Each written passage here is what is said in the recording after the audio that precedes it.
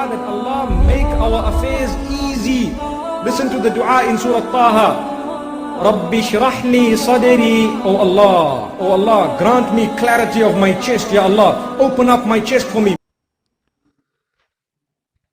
Assalamu alaikum students, hope you all will be fine. So the topic which we are going to discuss today is apoptosis and necrosis.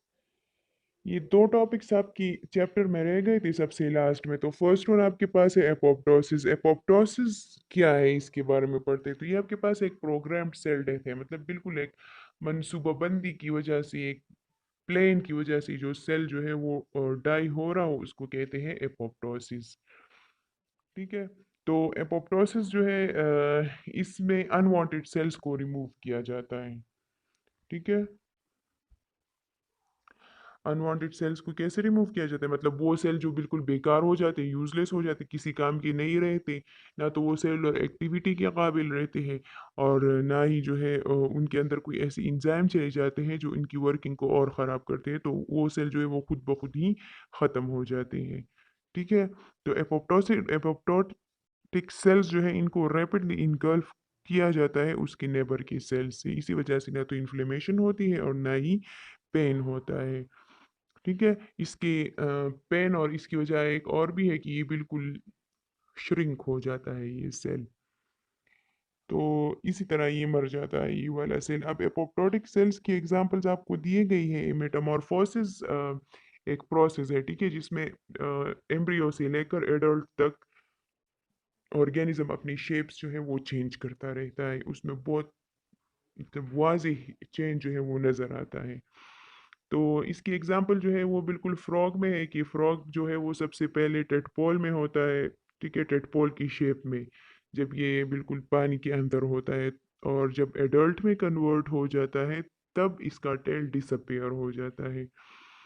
ठीक है। तो वो tell के जो cell disappear होते हैं वो भी इसी एपोप्टोसिस की वजह से होते हैं। सेकंड ह्यूमन डेवलपमेंट है, तो इसमें जो वेब पाया जाता है, मतलब कि ह्यूमन जब फर्स्ट बर्थ से पहले जब उसकी डेवलपमेंट हो रही होती है तो उसके हाथ और पाँव के बीच में वेब शेप्ड स्ट्रक्चर्स बन जाते हैं, जिस तरह डक के फीट्स कभी देखे आपने, उसकी पे फिंगर्स के बीच में जो होते हैं। तो इसी तरह ह्यूमन की भी होते हैं। तो जैसे ही उसकी ग्रोथ होती रहती है तो वो डिसअपियर हो जाती है। ये भी अपोप्टोसिस की वजह से होता है। थर्ड जो है वो एडल्ट ऑर्गेनिज्म में जब ज़्यादा सेल्स की प्रोडक्शन हो जाए, ठीक है, और फिर उससे वो लंप्स और कैंसर सेल्स और इनका ख़तरा हो तो वो सेल्स भी खुद ब खुद मर जाते हैं। तो ये थ्री जो है इसके एग्जांपल्स आपके पास आ गई। ठीक है। सेकंड जो है वो आपके पास है नेक्रोसिस। तो नेक्रोसिस को आप एक्सीडेंटल सेल डेथ भी कहते हैं। किस वजह से एक्सीडेंटल सेल डेथ कहते हैं कि बिल्कुल एक्सीडेंटली एक चीज़ जो है वो सेल्स पर आ जाए, स्किन पर गिर जाए और बॉडी को उसकी खबर ना हो। तो उसकी वजह से जब सेल डाई हो जाते हैं उसको कहते हैं नेक्रोसिस।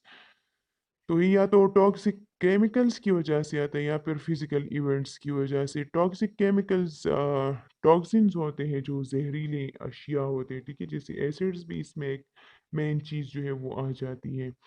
तो वो जब पड़ती है स्किन पर उसकी वजह से रेडिएशन, जब सन से बहुत ज़्यादा हाई रेज एमिट हो रही है और वो आपकी स्किन उसको एक्सपोज्ड हो जाए तो उसकी वजह से भी सेल जो है वो डाई हो जाते हैं, मतलब वो उसका टेम्परेचर नहीं बर्दाश्त कर सकते तो मर जाते हैं। और हीट की वजह से भी होता है।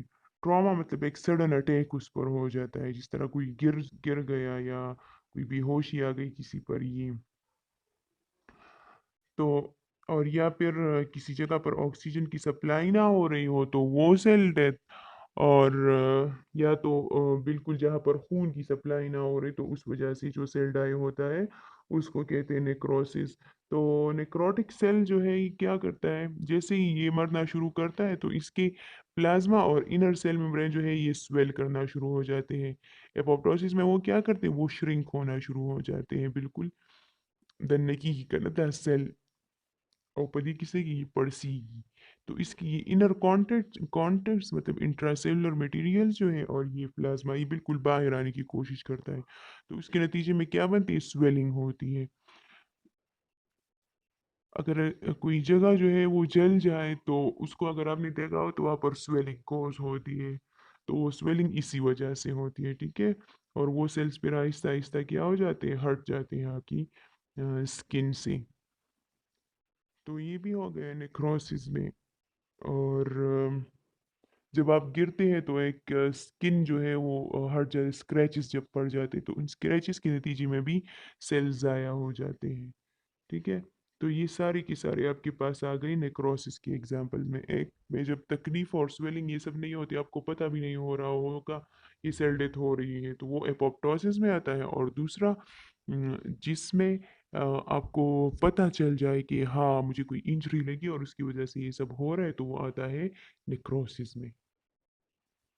Okay, that was all about necrosis and apoptosis. अब आपको एक एक एवस्कुलर नेक्रोसिस के बारे में बताया गया। ये एक ऐसी डिजीज़ है जो या तो टेम्पररी हो सकती है, मतलब पहले तो ऐसी ही लग जाती है, अगर उसका बर वक्त इलाज हो जाए तो वो ख़त्म हो सकती है, या परमानेंट अगर वक्त पर इलाज ना हुआ तो वो बिल्कुल परमानेंट बन जाती है। तो यहाँ पर बोन्स को ब्लड की सप्लाई नहीं होती, तो इसकी वजह से क्या होता है कि इन बोन्स के सेल्स में डेथ अगर होना शुरू हो जाती है, नेक्रोसिस स्टार्ट होना शुरू हो जाता है। तो इसके नतीजे में क्या होता है कि वहाँ पर छोटे छोटे ब्रेक्स के साइन जो है वो अपीयर होना स्टार्ट हो जाते हैं बोन में।